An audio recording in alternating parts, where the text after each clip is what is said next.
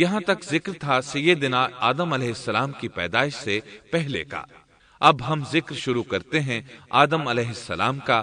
اللہ تعالیٰ فرماتے ہیں وَمَا خَلَقْتُ الْجِنَّ وَالْإِنسَ إِلَّا لِيَعْبُدُونَ، اور میں نے جنوں اور انسانوں کو اپنی عبادت کے لیے پیدا کیا ہے۔ اللہ تعالیٰ نے ہمارے باپ کو کیوں پیدا فرمایا، ہمیں کیوں پیدا فرمایا؟ تاکہ ہم اس کی عبادت کریں، اگرچہ وہ عبادت کا محتاج نہیں، وہ تو بے نیاز ہے، البتہ ہم اس کے محتاج ہیں۔ اس کے اسماء بہترین اور حسین ہیں، وہ عالی شان صفات کا مالک ہے۔ اس نے اپنے ناموں کے آثار ظاہر کرنے کے لیے مخلوق کو پیدا فرمایا، رحمت کے آثار، قدرت کے آثار، جبر اور طاقت کے آثار اور حکمت کے آثار ظاہر کرنے کے لیے مخلوقات کو پیدا فرمایا، ورنہ وہ کسی چیز کا محتاج نہیں۔ آدم علیہ السلام کی تخلیق سے پہلے ہی اس بارے میں اللہ تعالیٰ کا فرشتوں سے مکالمہ ہوا۔ اللہ تعالیٰ نے فرمایا وَإِذْ قَالَ رَبُّكَ لِلْمَلَائِكَةِ إِنِّي جَاعِلٌ فِي الْأَرْضِ خَلِيفَةً، اور جب تیرے رب نے فرشتوں سے کہا میں زمین میں ایک خلیفہ بنانے والا ہوں۔ خلیفہ سے مراد ہے نائب، اور یہ کہ اس کی نسل میں سے ہر ایک دوسرے کا خلیفہ ہوگا۔ جبکہ سیدنا ابو بکر صدیق رضی اللہ عنہ نبی اکرم صلی اللہ علیہ وسلم کے خلیفہ ہوئے، سو اللہ نے ایک خلیفہ بنانے کا ارادہ فرمایا جو زمین میں حکومت کرے اور اس کو آباد کرے۔ چنانچہ اللہ تعالیٰ نے فرمایا هُوَ أَنشَأَكُم مِّنَ الْأَرْضِ وَاسْتَعْمَرَكُمْ فِيهَا، اللہ تعالیٰ نے تمہیں زمین سے پیدا کیا اور اسی نے اس زمین میں تمہیں بسایا ہے۔ اللہ تعالیٰ کا ارادہ ہوا کہ زمین کو آباد کروائے، جبکہ جن اس قابل نہیں تھے، کیونکہ ان میں اس قدر عقل و دانش نہیں تھی کہ زمین کو پر رونق اور سرسبز و شاداب رکھ سکیں۔ علماء جنات کے بارے میں کہتے ہیں ان کا سب سے بڑا عقل مند جن انسانوں کے 10 سالہ بچے کے برابر عقل رکھتا ہے، اس لیے زمین کو آباد کرنے کی صلاحیت اللہ تعالیٰ نے انسان کو بخشی۔ اللہ نے انسان کو بہترین ڈھانچے اور حسین ترین شکل و صورت سے نوازا، پھر اپنی روح اس میں پھونکی۔ فرشتوں نے اس سے سوال کیا قالوا أتجعل فيها من يفسد فيها ويسفك الدماء ونحن نسبح بحمدك ونقدس لك قال إني أعلم ما لا تعلمون، ایسی مخلوق کو کیوں پیدا کرتا ہے جو زمین میں فساد کرے اور خون بہائے، اور ہم تیری تسبیح، حمد اور پاکیزگی بیان کرتے ہیں۔ اس کے جواب میں اللہ نے فرمایا جو میں جانتا ہوں تم نہیں جانتے۔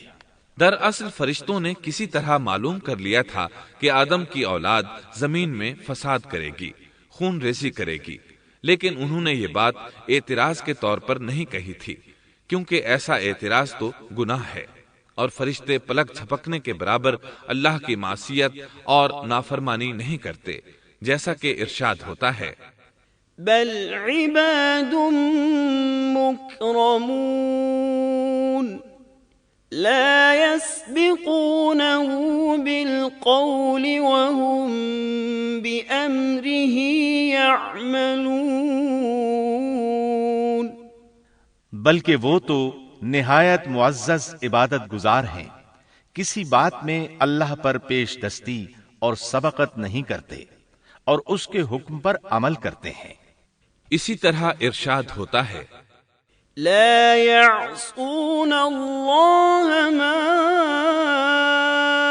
أمرهم ويفعلون ما يؤمرون، اللہ کے حکم کی نافرمانی نہیں کرتے، بلکہ جو حکم دیا جائے بجا لاتے ہیں۔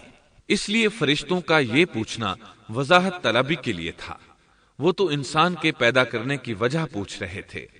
وہ زمین میں جنات کے اعمال اور کرتوت کا مشاہدہ کر چکے تھے، یعنی اللہ تعالیٰ نے انہیں پیدا کر کے اختیار دیا تو وہ فتنہ و فساد اور فسق و فجور میں مبتلا ہو گئے، اور اب ایک اور مخلوق زمین میں بسائی جا رہی تھی، تو اس بات کا امکان تھا کہ یہ مخلوق بھی ان کے نقش قدم پر چلے۔ اس لیے فرشتوں نے تعجب اور حیرت کی بنا پر یہ سوال کیا تھا، اور پوچھنے کا مقصد یہ تھا کہ کیا یہ بھی جنوں کی طرح ہوں گے؟ اس طرح انہیں یہ خدشہ لاحق ہوا کہ شاید ان سے اللہ کی عبادت میں کوتاہی یا کمی واقع ہوئی ہے، جس کی وجہ سے اللہ کو نئی مخلوق پیدا کرنا پڑی۔ اس لیے ان کی بات میں یہ بھی تھا کہ ہم تیری حمد اور ثنا بیان کرتے ہیں۔ بہرحال ان کے سوال کے دو مقصد تھے۔ کیا یہ جنوں کی طرح فساد کرنے والی قوم ہے؟ کیا ہم سے تیری عبادت میں کوتاہی ہوئی ہے؟ اس پر اللہ تعالیٰ نے فرمایا، جو میں جانتا ہوں وہ تم نہیں جانتے۔ اس موقع پر فرشتوں کے ذہنوں میں ایک اور بات بھی آئی۔ وہ آپس میں کہنے لگے کہ اللہ تعالیٰ جو بھی مخلوق پیدا کرے گا وہ ہم سے زیادہ معزز اور عالم نہیں ہو سکتی۔ یعنی جب فرشتوں نے باقی مخلوقات کا جائزہ لیا، مثلا آسمان، زمین، پہاڑ، جن، چوپایوں وغیرہ کا، تو انہوں نے سوچا یہ ہم سے زیادہ مرتبے والی نہیں ہے، لہذا یہ مخلوق بھی پیدا ہو رہی ہے تو یہ ہم سے زیادہ مرتبہ نہیں رکھتی۔ یہ ہمارا خاص مقام ہے کہ اللہ کی تسبیح میں مصروف ہیں، کفر سے محفوظ ہیں، ہر حکم بجا لاتے ہیں، اللہ کے تمام احکامات پورے کرتے ہیں، آسمان اور زمین میں اس کا حکم نافذ کرتے ہیں، اور اللہ کے نزدیک ہم سب سے زیادہ شرف والے ہیں۔ لہذا اگر یہ نئی مخلوق انسان بھی پیدا ہو جائے تو کیا ہوا، ہم سے زیادہ معزز اور علم والی تو نہیں ہوگی۔ بہرحال جب اللہ تعالیٰ نے آدم کو پیدا کیا تو زمین کی مٹی لانے کا حکم فرمایا، چنانچہ اللہ تعالیٰ کے پاس مٹی لائی گئی۔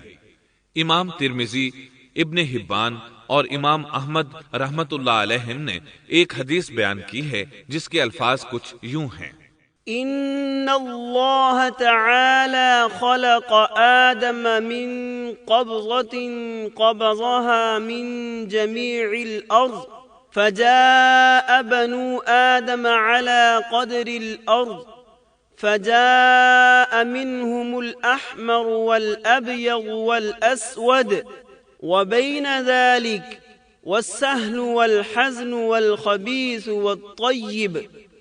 اللہ تعالیٰ نے آدم علیہ السلام کو مٹی کی ایک مٹھی سے پیدا فرمایا۔ اس مٹی کو اللہ تعالیٰ نے پوری زمین سے اٹھوایا تھا۔ یہی وجہ ہے کہ آدم کی اولاد زمین کے لحاظ سے ہی ظہور پذیر ہوئی۔ بعض سرخ رنگ کے ہیں تو بعض سیاہ اور بعض سفید، اور کچھ اس کے درمیان میں ہیں۔ بعض نیک ہیں، بعض خبیث، اور کچھ پاکیزہ قسم کے ہیں۔ انسان کی تخلیق مٹی سے شروع ہوئی، اس مٹی کو پانی سے تر کیا گیا تو یہ تین بن گئی۔ اسی وجہ سے قرآن مجید کی بعض آیات میں تراب کا لفظ آیا ہے۔ تراب خشک مٹی کو کہتے ہیں، اور بعض آیات میں تین کا لفظ آیا ہے۔ تین تر اور بھیگی مٹی کو کہتے ہیں۔ اللہ تعالیٰ فرماتے ہیں خلقہ من تراب، یعنی آدم کو تراب سے پیدا کیا گیا۔ مٹی کی عام حالت کو تراب کہتے ہیں، اور فرمایا اذ قال ربك للملائكة انی خالق بشرا من طین۔ جب آپ کے رب نے فرشتوں سے کہا کہ میں مٹی سے بشر کو پیدا کرنے والا ہوں۔ جب اس مٹی کو پانی سے زیادہ بھگویا گیا تو وہ لیسدار ہونا شروع ہو گئی، اسی لیے اللہ تعالیٰ نے فرمایا اِنَّا خَلَقْنَاهُم مِّن طِينٍ لَازِبٍ۔ ہم نے انسان کو لیسدار اور چپکنے والی مٹی سے پیدا کیا۔ پھر اللہ تعالیٰ نے اپنے مبارک ہاتھوں سے انسان کا ڈھانچہ تیار کیا۔ اللہ نے فرمایا خَلَقْتُ بِيَدَيَّ، میں نے اپنے دونوں ہاتھوں سے پیدا کیا۔ اللہ تعالیٰ نے انسان کی خلقت فرشتوں کے سپرد نہ کی، بلکہ بذات خود اسے تخلیق کے مراحل سے گزارا اور اپنے ہاتھوں سے اس کی تصویر کشی کی۔ اللہ نے انسان کو پہلے ایک مورتی کی صورت میں ڈھالا، اس کے بعد ایک مقررہ مدت تک چھوڑے رکھا، یہاں تک کہ گیلی مٹی خشک ہو گئی اور اس کا رنگ سیاہ ہو گیا، بدبو آنے لگی، پھر وہ کھنکھناتی مٹی میں بدل گئی اور آخرکار آگ پر پکی ہوئی مٹی یعنی فخار ٹھیکری کی صورت اختیار کر گئی، جس سے مٹکے وغیرہ تیار کیے جاتے ہیں۔ سیاہ مٹی کو ہما ان کہتے ہیں اور بدبودار کو مسنون کہتے ہیں، اور کھنکھنا کر بولنے والی مٹی کو سلسال کہتے ہیں، اور ٹھیکری کی طرح کی مٹی کو الفخار کہتے ہیں۔ مختلف آیات میں یہ الفاظ وارد ہوئے ہیں۔ وَلَقَدْ خَلَقْنَاكُمْ ثُمَّ صَوَّرْنَاكُمْ، ہم نے تمہیں پیدا کیا اور پھر ہم ہی نے تمہاری صورت بنائی۔ اور فرمایا وَلَقَدْ خَلَقْنَا الْإِنسَانَ مِنْ صَلْصَالٍ مِنْ حَمَإٍ مَسْنُونٍ، اور یقیناً ہم نے انسان کو کھنکھناتی خشک مٹی سے پیدا کیا جو کہ بدبودار اور سیاہ گارے سے خشک ہوئی تھی۔ اور فرمایا خَلَقَ الْإِنسَانَ مِنْ صَلْصَالٍ كَالْفَخَّارِ، اللہ نے انسان کو کھنکھناتی مٹی سے پیدا کیا جو کہ ٹھیکری کی طرح تھی۔ ان تمام آیات کریمہ میں کوئی تناقض، تعارض اور اختلاف نہیں، اس لیے کہ ان مختلف آیات میں انسان کو اس کی تخلیق کے مختلف مراحل کی یاد دہانی کرائی گئی ہے۔ خلاصہ کلام یہ ہوا کہ تخلیق کے عمل کا پہلا مرحلہ تراب تھا، یعنی عام حالت والی خشک مٹی، پھر تین یعنی بھگوئی ہوئی مٹی، پھر لیس دار مٹی یعنی سلسال، پھر ٹھیکری کی طرح کی مٹی یعنی فخار، اور یہ کام جمعے کی آخری گھڑی میں کیا گیا۔ اور یہ دن اللہ کے لحاظ سے شمار ہونے والے دنوں میں سے ہمارے دنوں کی طرح نہ تھا، ہمارے اور اللہ کے دن مختلف ہیں۔ تخلیق آدم دراصل اللہ کا کرشمہ ہے، انسانوں کو ایک صورت عطا کی گئی۔ اس مرحلے کا تذکرہ بخاری اور مسند احمد کی ایک روایت میں ہے۔ خلق اللہ آدم وطوله 60 ذراعا فكل من يدخل الجنة على صورة آدم فلم يزل الخلق ينقص حتى الآن۔ اللہ نے آدم کو پیدا کیا اور ان کا قد 60 ہاتھ یا 60 میٹر لمبا تھا۔ تمام جنتی لوگ اس قد آدم کے ساتھ جنت میں داخل ہوں گے، اور اس وقت سے لے کر آج تک مخلوق کا قد کم ہوتا چلا آ رہا ہے۔ بعد والے لوگ گزشتہ زمانے کے لوگوں سے ہمیشہ چھوٹے قد کے ہوتے چلے آ رہے ہیں۔ بہرحال سب سے پہلے اور سب سے لمبے انسان آدم علیہ السلام تھے۔ امام احمد نے منفرد طور پر ایک روایت بیان کی ہے، اس میں رسول اکرم صلی اللہ علیہ وسلم نے آدم علیہ السلام کی لمبائی 60 ہاتھ یعنی 60 میٹر اور چوڑائی 7 ہاتھ بیان فرمائی ہے۔ سبحان اللہ! سیدنا آدم کس قدر ضخیم اور عظیم مخلوق تھے۔ صحیح مسلم اور مسند احمد کی روایت میں ہے، لما خلق الله آدم تركه ما شاء أن يدع فجعل إبليس يطيف به ينظر إليه فلما رآه أجوف عرف أنه خلق لا يتمالك۔ اللہ نے آدم کو پیدا کیا تو اسے اپنی منشا کے مطابق کچھ عرصہ ڈھانچے کی صورت میں چھوڑے رکھا۔ ابلیس اس کے ارد گرد چکر لگانے لگا۔ اس نے دیکھا کہ وہ پیٹ والا ہے۔ وہ سمجھ گیا کہ یہ مخلوق اپنے آپ پر کنٹرول نہیں کر سکے گی۔ اس حدیث سے معلوم ہوتا ہے کہ انسانوں کی طرح جنات کا پیٹ نہیں ہے، صرف انسان ایسا ہے جس کا اندر والا حصہ کھوکھلا ہے۔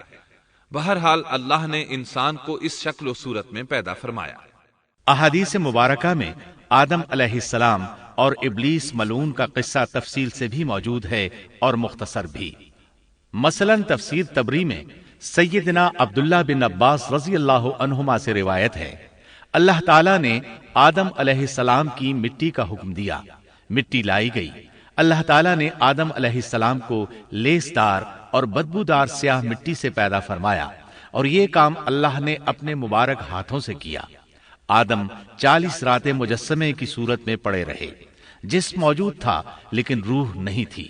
ابلیس آتا، اس ڈھانچے کو ٹھوکر لگاتا تو جسم سے ایسی آواز نکلتی جیسے خالی مٹکے پر ہاتھ مارنے سے نکلتی ہے۔ اسی لیے اللہ نے بھی فرمایا ہے کہ وہ کھنکھناتی مٹی سے پیدا کیے گئے۔ آدم علیہ السلام میں روح ڈالنے سے پہلے ایک مرتبہ فرشتوں کا ان کے پاس سے گزر ہوا تو وہ کچھ گھبرا سے گئے۔ ابلیس کو تو بہت زیادہ گھبراہٹ کا سامنا کرنا پڑا۔ وہ گزرتے ہوئے ٹھوکر مارتا اور کہتا، تجھے کسی خاص مقصد کے لیے پیدا کیا گیا ہے۔ یہ کہہ کر وہ آدم کے منہ میں داخل ہو جاتا اور کمر کے راستے باہر آ جاتا اور فرشتوں سے مخاطب ہو کر کہتا، اس سے گھبرانے کی کوئی ضرورت نہیں۔ اگر مجھے اس پر مسلط کر دیا گیا تو میں یقیناً اسے ہلاکت میں ڈال دوں گا، اور اگر اسے مجھ پر مسلط کر دیا گیا تو بلا شبہ میں اس کی نافرمانی کروں گا۔ اندازہ کیجئے وہ تعجب کر رہا ہے کہ انہیں کیوں پیدا کیا گیا ہے۔ اس کی آدم علیہ السلام سے دشمنی کس قدر پرانی ہے، گویا ابتدا ہی سے یہ عداوت پر ڈٹ گیا تھا۔ بہرحال اللہ نے آدم میں روح پھونکی۔ اس مضمون کو قرآن مجید میں جا بجا ذکر کیا گیا ہے۔ اللہ تعالیٰ فرماتے ہیں، فَإِذَا سَوَّيْتُهُ وَنَفَخْتُ فِيهِ مِن رُّوحِي فَقَعُوا لَهُ سَاجِدِينَ۔ جب میں اس کو ٹھیک ٹھاک کر لوں اور اس میں اپنی روح پھونک دوں تو تم سب اس کے سامنے سجدے میں گر پڑنا۔ ایک اور جگہ فرمایا، ان مثل عیسیٰ عند اللہ کمثل آدم خلقه من تراب ثم قال له كن فيكون۔ اللہ تعالیٰ کے نزدیک عیسیٰ علیہ السلام کی مثال ہو بہو آدم علیہ السلام کی مثال ہے۔ اللہ نے انہیں مٹی سے بنا کر کہا ہو جا، وہ ہو گئے۔ اللہ نے آدم علیہ السلام کو مٹی سے پیدا کیا، اپنے ہاتھوں سے بنایا، پھر اس میں روح پھونکی۔ اس کا مفصل بیان احادیث میں موجود ہے۔ جب ان میں روح پھونکی گئی اور ابتدا میں روح جیسے ہی سر کے اندر داخل ہوئی، آدم علیہ السلام کو چھینک آ گئی۔ فرشتوں نے آدم علیہ السلام سے کہا، الحمدللہ کہیے۔ انہوں نے کہہ دیا۔ اللہ کی اس تعریف کے جواب میں اللہ تعالیٰ نے فرمایا، رحمک ربک، یعنی تجھ پر تیرا رب رحم فرمائے۔ سبحان اللہ، اللہ ذوالجلال والاکرام نے آدم علیہ السلام میں روح مکمل ہونے سے پہلے ہی انہیں اپنی رحمت سے سرفراز فرما دیا۔ بہرحال جب روح ان کی آنکھوں میں داخل ہوئی اور انہوں نے جنت کے پھلوں کو دیکھا تو ان میں غور و فکر کرنے لگے۔ جب روح پیٹ میں داخل ہوئی تو کھانے کی طلب محسوس ہوئی۔ ابھی روح ٹانگوں تک پہنچی نہیں اور کھانے کی خواہش پہلے ہی محسوس ہونے لگی۔ اس جلد بازی اور عجلت کی وجہ سے اللہ تعالیٰ نے فرمایا، خلق الانسان من عجل۔ انسان جلد باز مخلوق ہے۔ سامعین محترم، ابھی آپ دارالسلام اسٹوڈیو لاہور پاکستان سے قصص الانبیاء کا پہلا حصہ تخلیق کائنات اور تخلیق آدم سن رہے تھے۔ قصص الانبیاء کے دوسرے حصے شیطان کی دشمنی میں آپ یہ سنیں گے، اولاد آدم کا تذکرہ، ابلیس کا تکبر اور اس کا انجام بد، اللہ تعالیٰ اور ابلیس کے درمیان مکالمہ، ابلیس کی انسان دشمنی اور کھلے عام بغاوت کا اعلان، تمام فرشتوں کا آدم علیہ السلام کو سجدہ کرنا اور ابلیس کا انکار، ابلیس کے سوال پر اللہ تعالیٰ کا اس کو قیامت تک مہلت دینا، آدم علیہ السلام کا تمام اشیاء کے نام سے متعارف ہونا اور فرشتوں کا اعتراف عاجزی، حوا علیہ السلام کی تخلیق، ابلیس کی عیارانہ سازش اور آدم علیہ السلام اور حوا علیہ السلام کا جنت سے خروج، آدم و حوا علیہ السلام کا اعتراف معصیت اور توبہ کی طرف رجوع، قصص الانبیاء جیسی عظیم پیشکش کی طرح ہم اس قسم کے اہم موضوعات منتخب کر کے کیسٹس اور سیڈیز کی صورت میں دلکش آواز، دلنشیں انداز اور بہترین ریکارڈنگ کے ساتھ آپ تک پہنچا رہے ہیں۔ الحمدللہ ہماری 500 سے زائد کیسٹس اور سیڈیز اس وقت مارکیٹ میں دستیاب ہیں اور ہم مزید موضوعات کو تلاش کر رہے ہیں۔ اس طرح یہ سلسلہ جاری و ساری رہے گا انشاءاللہ۔ دارالسلام اسٹوڈیو تلاوت قرآن مجید، سیرت النبی، قصص الانبیاء، صحابہ کرام، ائمہ اعظام اور محدثین کے حالات و واقعات، نیز نماز، روزہ، حج اور دیگر عبادات کا صحیح طریقہ، بچوں اور عورتوں کے لیے انتہائی دلچسپ اور سچی کہانیاں، اور وہ سب کچھ جس سے نئی نسل کی تربیت اسلامی خطوط پر ہو سکے، آڈیو کیسٹ اور سیڈیز میں پیش کر رہا ہے۔ دارالسلام اسٹوڈیو دارالسلام پبلشرز اینڈ ڈسٹریبیوٹرز کا ایک حصہ ہے جو اسلامی کتب کی اشاعت کا بین الاقوامی ادارہ ہے، جس کا ہیڈ آفس سعودی عرب کے دارالحکومت ریاض میں واقع ہے، جس کے مینیجنگ ڈائریکٹر جناب عبد المالک مجاہد ہیں۔ دارالسلام کا دنیا کے 30 ملکوں میں نیٹ ورک ہے۔ پاکستان میں اس کا ایڈریس نوٹ کر لیں: دارالسلام اسٹوڈیو، 36 لوور مال، سیکریٹریٹ سٹاپ، لاہور۔ فون 7120054724 7240024 اور 7846714۔ فیکس 7354072۔ یہ پیشکش تھی محمد طارق شاہد کی۔ اللہ حافظ۔